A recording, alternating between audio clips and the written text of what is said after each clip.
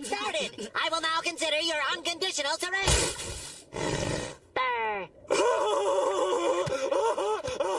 So that's how he wants it to go down.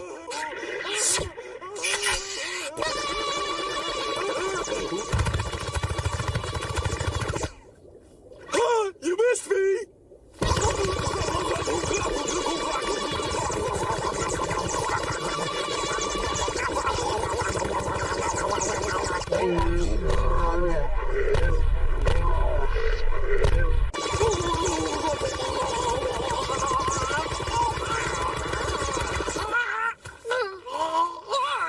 Score 1 for the boys back home. What's going on, guys? Still here. Today I want to talk about the recent roadmap development post by Gaijin. This topic has quickly and yet again stirred up a large discussion about a new stun mechanic, as well as a few other ideas Gaijin threw into the mix. I will get to the stun mechanic as soon as possible because it seems to be pretty split down the middle for some reason, but let's leave that for a minute. Basically, Gaijin goes on to quote, "Most of us have experienced situations where penetrating lightly armored IFVs and APCs with large empty areas causes the shell and its fragments not to destroy or disable any crew or modules.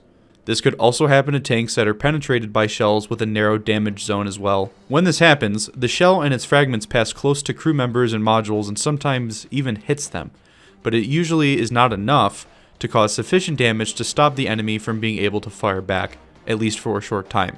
We understand that this can be frustrating for the player who fired the shot, as from their point of view they did everything right. The enemy vehicle was hit, perhaps even close to vital modules, but they were subsequently unlucky." Now, they proposed 3 ways to solve the issue. They also plan to implement them in parallel. This here is pretty important for later on when I explain my reasoning behind why I am for and or against these mechanics and why you should be too. Now, option 1, which they seem to have renamed them all to the first, second, and third way, so funny that. Now, the first idea here boils down to adding more detailed models to specific vehicles, keyword, of course, being specific, so I'm not entirely sure what this entails, how many vehicles this is supposed to be. Gaijin wants to model in more equipment, which the example they used here was the M1 and Leopard 2 series of tanks having a hydraulic drive supply tank. If hit, it would disable the guidance drive of the turret. They also said that they are working on separating the elevation and traverse drives of the M1 and Leopard 2 series. Now, this sounds at least somewhat legitimate on paper. My question to ask though is what vehicles and how many? So you're probably wondering why I think this is an issue. Well, let's say for instance that a player driving the M60A3 TTS is facing off against a T62 M1.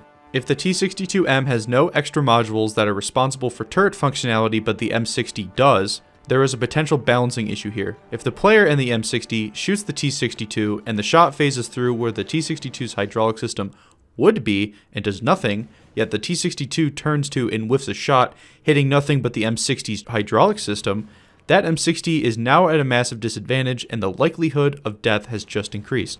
Now, I am just using these 2 vehicles as an example because they are contemporary opponents, but you have to remember this is Gaijin we're talking about. In this article, they are talking about some pretty extensive and complex stuff, which will take a lot of time to fully complete. They said themselves they would have to go in and manually update every single vehicle, individually. Now, for those of you that have been living under a rock, the Alpha Strike update introduced fuel sliders, and the fuel sliders were bugged. The supposed bug was that when you switched vehicles, whether it was in a lineup, messed with their crews, or whatever have you, it would just screw with the fuel slider, and it also just lied to you in the UI. It would say that you're taking a certain amount of fuel, custom quantity, and you have minimum fuel.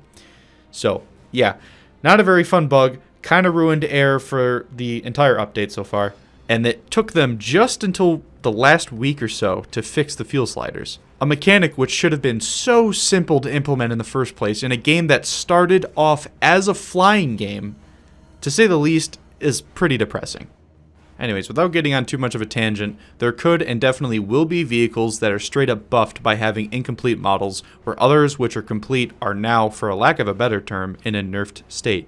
Even if they focus on light tanks, IFVs, and SPAAs first, it's not going to be great until almost all tanks are finished. Guys, there are thousands of vehicles in this game. It's going to take a long time to gather the information if they don't even have it, let alone manually model every individual tank with new systems. To those that might bring up the radiator changes, which includes the damage over time thing to where if your radiator is damaged, if not fully functional, it'll slowly run itself out and your engine will break. You must understand that this isn't the same thing. Every vehicle already had a radiator in its damage model. All they had to do was set the properties of the radiator to include a damage over time tick, which then applied globally to all the radiator IDs in the game. Now, I would be for this option, but knowing Gaijin's track record with volumetric armor, we know this will just take simply too long of a time. The only way I see it being halfway decent is if they work on modern tanks first, because so many of them are borderline the exact same internally within the tank's family. Now, moving on to option 2. This is the stun mechanic, and I'm going to read this one fully. So it says, the second way is to introduce new logic for damaging crew members and modules, which will reduce the likelihood of the situations we've described above, as hits will be effective even in these cases. Here's how it'll work. Any hit to a crew member causes a stun effect. When stunned, the camera will shake and sparks will be shown on screen for a short period of time, about 1 to 2 seconds. Dealing damage to the gunner or commander in vehicles with duplicate controls causes a few seconds of concussion. It also causes the camera to shake, a ringing effect in your ears, and a temporary drift with a variable vector, basically a change in direction. This is added to the gun aiming, which you'll need to compensate for manually. In this case, the initial aiming point when armor is penetrated moves away at the moment of receiving damage, taking into account the favor killer mechanic, that's weird English, I don't know what they're saying, to a random distance and direction within approximately a quarter of the screen.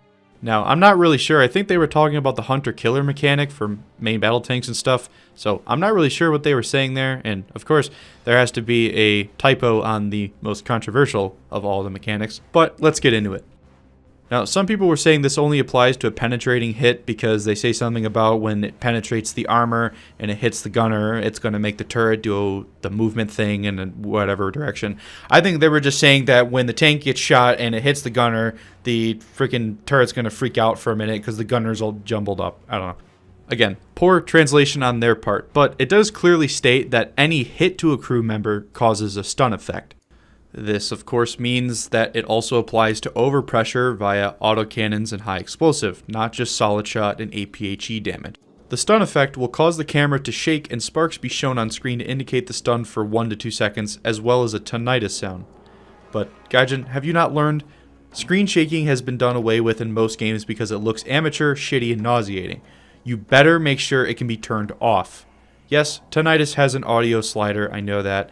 I've already turned it off. I already have tinnitus, Gaijin. I don't need more of it. But seriously, we have plenty of examples of you not doing this. A recent example is the auto radar mode switching being forced upon. I don't give a flying fuck if it's supposed to be a thing. This is still a game, and 9 out of 10 times, it just screws you over anyways, turns your radar to the wrong mode, and notches your missile. This mechanic will also mess with your controls a little bit, which is essentially modeling intentional packet loss tweaks. This entire proposal is just more bullshit compounded onto existing frustrations which take control away from the player even further. I saw a post on the forums by this guy that said something about the kill zones removing player agency, and this is kind of in the same wheelhouse. Removing player agency away from their radar functions just for a little bit of realism when you actually just can't even turn the option off because it's still a game. You should be able to choose how much realism you want for things like your radar function.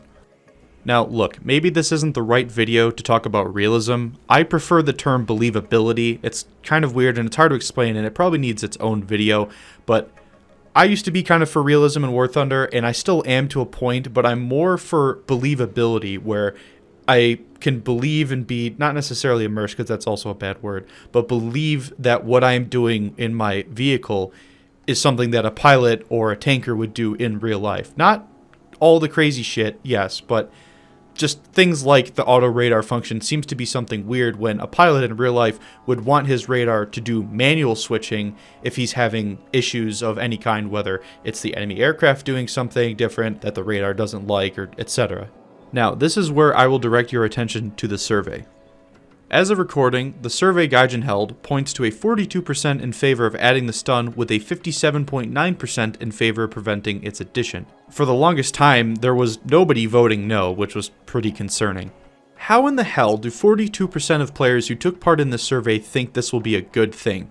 I have seen both in their forum and on Reddit people defending the addition of the stun. They latch onto the criticism that it will be just like World of Tanks.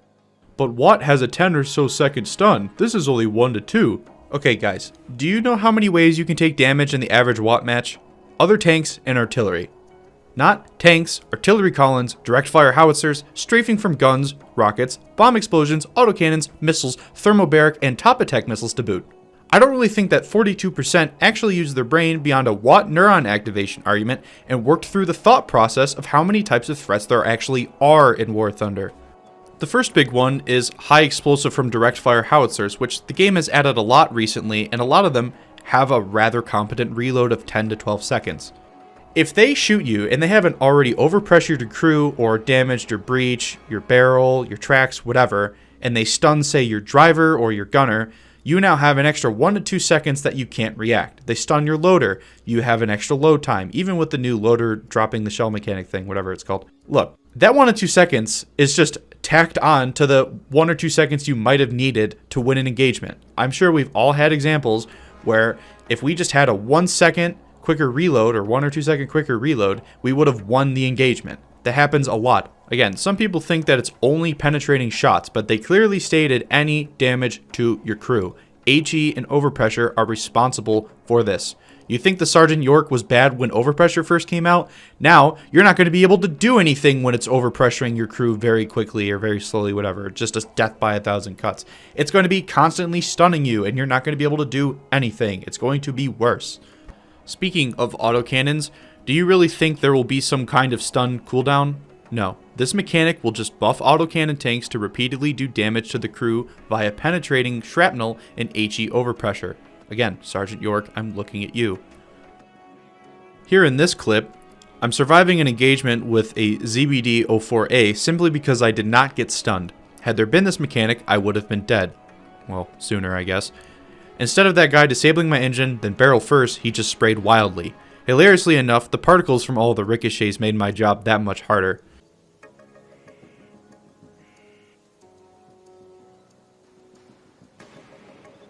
Stun is just bad. Nobody should vote for this. This is actively voting for more frustration, which is a sentiment I see repeated everywhere. Again, you have to actually think about how this is going to work. I don't think a lot of the people that voted yes for this have had enough experience in War Thunder to really understand how much of the game that mechanic would affect. Anyways, without ragging on about how dumb or masochistic people are, let's move on.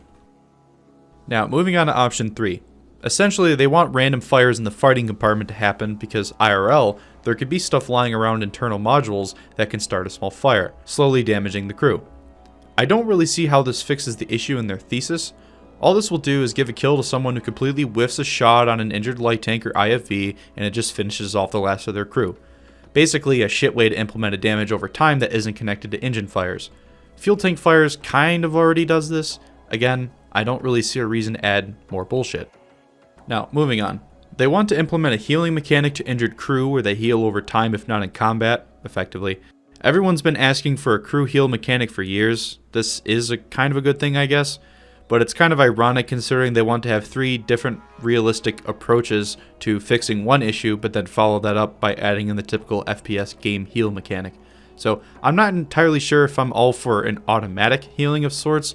I would just prefer that we do just get some form of crew medkit with similar charges to like the fire extinguisher where there's multiple uses. So what is my overall opinion of this?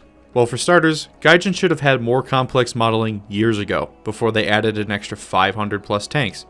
So unless it's pushed to live in bulk with 80% of tanks having it modeled, it shouldn't be in game. The stun mechanic is perhaps the most out of touch thing Gaijin could think of. They clearly haven't learned from gaming history that this is being phased out, if not almost completely gone from modern gaming. I don't give a shit what justification you may have for the stun, it won't work well. Again, this is Gaijin we're talking about. For those of you who are newer to War Thunder, Hullbreak was a mess that you might not remember. Hullbreak's flaw was that it just punished light armored vehicles too much. And now the current state of overpressure, which was broken for a while, is kind of alright, but that's currently what we're working with. Russian top tier literally spammed only high explosive for over a year. And it's kind of flipped everything on its side now, where light tanks are some of the best vehicles in the game. The M41 Walker Bulldog, for example, is arguably, if you're at least competent with it, one of the best and if not one of the most under-tier light tanks in the entire game. So no, just no. Please vote no if you haven't already for the stun mechanic if you value your time, sanity, and money. The fighting compartment fire mechanic is just as stupid and doesn't really fix anything.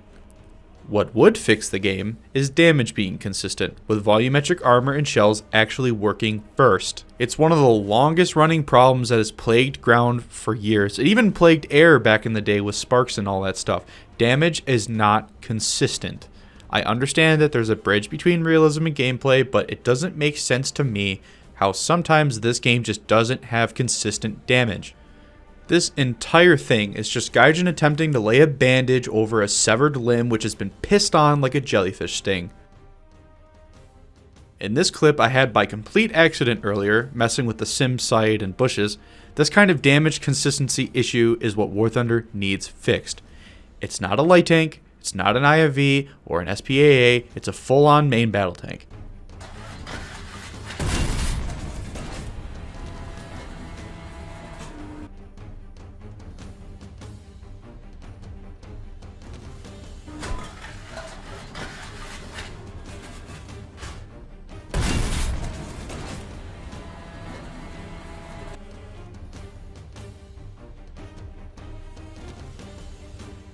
Anyways guys, that's about everything for this video. If you enjoyed it, leave a like and subscribe if you haven't already. Leave your thoughts and opinions down in the comments below. If you agree with the stun mechanic, you might just need to be thrown in a psych ward. As always, I'm Steel, and I'll catch you all next time. Peace.